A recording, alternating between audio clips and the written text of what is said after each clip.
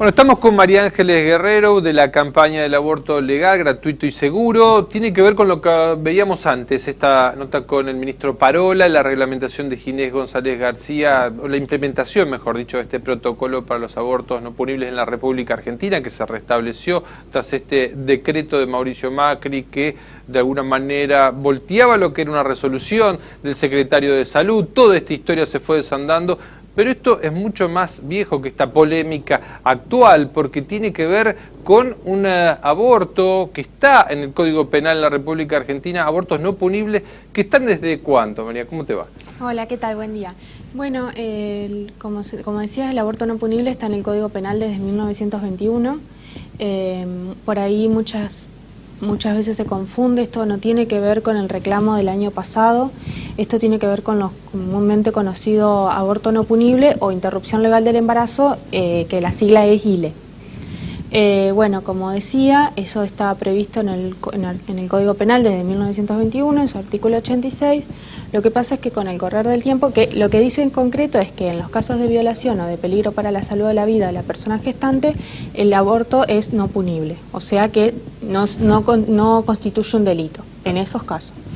Bueno, lo que fue ocurriendo es que con el correr del tiempo, cuando llegaban mujeres que habían sido abusadas a los centros de salud, diciendo, bueno, me abusaron, estoy embarazada, no quiero continuar con este embarazo, que es producto de una violación, por ejemplo, lo que hacía era decirle, bueno, tenés que ir al juez, denunciar, el juez te tiene que dar permiso, y como sabemos los tiempos de la justicia son muchas veces mucho más lentos que los tiempos biológicos, entonces generalmente las mujeres terminaban no pudiendo acceder. En 2012 la Corte Suprema de Justicia, más de 90 años después, lo que dice es no hay que requerir a la mujer una denuncia porque la ley no lo dice, y lo que hace también, además de eso, es un control de constitucionalidad, se llama de alguna manera, donde dice, bueno, ¿cómo se tiene que interpretar? Recordemos que la Corte Suprema de Justicia de la Nación es como la intérprete máxima de nuestras leyes, y dice, bueno, ¿cómo se tiene que interpretar este artículo 86 del Código Penal? Y se tiene que interpretar en sentido amplio en relación a los derechos de la persona gestante, porque es una ley, o sea, el Código Penal es una ley, pero quiero decir, es una cuestión que protege los derechos de la persona gestante. Entonces se tiene que interpretar de forma que la persona pueda efectivamente acceder y no en un sentido restrictivo, con condicionamientos y demás. En el caso FAL, que es el caso sobre el cual se expidió la Corte, era un caso de violación. Pero además la Corte hace mención a los problemas que en cuanto a la salud le traía esa chica. Era un caso de Chubut, una chica de 15 años que había sido abusada. Ella realiza el aborto, y el defensor del niño de Chubut lo que hace es denunciar a la niña que tenía 15 años por ese aborto. Entonces, bueno, ahí se desarrolla todo un proceso judicial que llega a la Corte Suprema, y la Corte Suprema le da la razón a la joven, pero además habla de que ese embarazo para la joven traía muchas consecuencias en su salud mental. La chica decía que si ella continuaba con ese embarazo se iba a suicidar y toda una serie de cosas. Entonces, bueno, también es interesante el fallo FAL en el sentido de ampliar la concepción de salud. Y los protocolos también llevan un tiempo, digamos. Ahora esto vuelve a la opinión pública con este debate por lo que ha hecho el secretario saliente de Salud y lo que ha hecho Ginés González García, ida y vuelta, pero los protocolos, ¿qué función cumplen y desde cuándo, si tenés presente, funcionan en nuestro país? Bueno, como decía, esto es una ley. Las leyes son superiores a las resoluciones ministeriales, claro. Eso lo sabemos, y los protocolos en salud, como explicaba el otro día el ministro Ginés González, justamente se hacen para todas las prácticas de salud. Por ejemplo, para algunas intervenciones quirúrgicas hay protocolos, o sea, no es algo que solamente se da en las situaciones de aborto. Claro. No, hay para diversas prácticas de salud, hay protocolos. ¿Para qué? Para que los equipos... Este es un protocolo más. Claro, digamos, para que los equipos sepan cómo intervenir, cómo asesorar a la persona, etc. Es de lo más frecuente en salud el tema de los protocolos. Lo que ocurre es que, y especialmente también como señalaba el ministro, cuando son derechos que tienen que ser muy protegidos, como es el caso de una interrupción legal del embarazo. porque estamos hablando de situaciones donde la vida está en juego, donde la salud está en juego, donde son personas que han sido violentadas, o sea, no son situaciones sencillas, entonces lo mejor es que, bueno, que los equipos estén preparados. Esos protocolos existen, el protocolo de aborto no punible existe en nuestro país desde 2007, en 2015, luego del fallo FAL, que es el fallo que comentaba al principio, el Ministerio de Salud de la Nación lo actualiza. En 2012, previa a esa actualización, nuestra provincia ya había adherido a través de una resolución ministerial, así que no estamos hablando de nada nuevo. Lo que ocurrió con el ministro Rubinstein es que antes de finalizar su gestión, lo que él dice, bueno, hago como una línea de tiempo. Sí. En 2012 es el fallo... El secretario Rubinstein. Sí, el secretario, sí, tenés razón.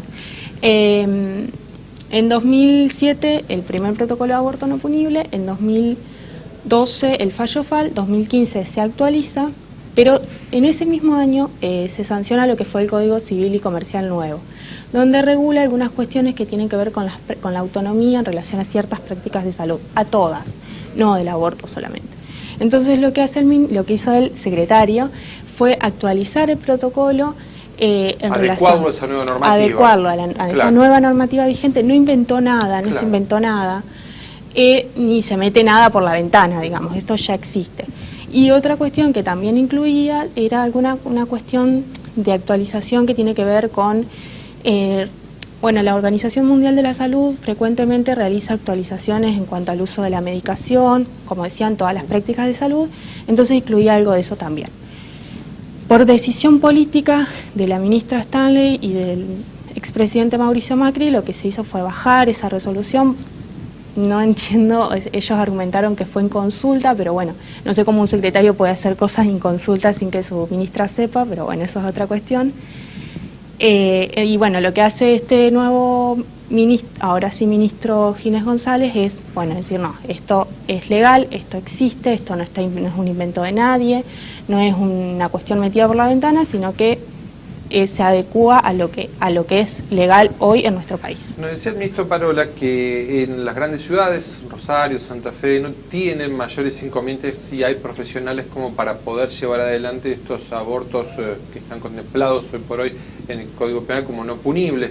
Hay sí muchos problemas, sobre todo por la objeción de conciencia en el interior de la provincia, donde no consiguen profesionales que no sean objetores de conciencia, y se complica desde la salud pública para dar respuesta a esto que es legal, digamos. Hay muchos de estos embarazos que están amparados por la justicia. ¿Qué saben ustedes de esta situación, de lo que está pasando en la práctica en Santa Fe? Bueno, desde la campaña nosotras hace tiempo venimos señalando que es cierto que en los efectores, los comúnmente llamados dispensarios o centros de salud de primer nivel de atención, hay acceso, en algunos en mayor medida y otros en menor medida. Siempre la gran traba la tuvimos y el caso de Ana María Acevedo fue paradigmático. Bueno, el caso de Ana María Acevedo era un caso de aborto no punible, por ejemplo. Y a ella murió y se le negó un derecho que estaba amparado desde 1921. El gran problema lo tenemos, como te decía, en los hospitales, en el Cuyo, en el Iturraspe, obviamente que en las localidades más pequeñas también hay ¿Qué problemas tiene el Cuyo y el Iturraspe? Bueno, en realidad, por ejemplo, por hablar del hospital Iturraspe, el jefe de ginecología se declara objetor de conciencia y todo el servicio se declara objetor.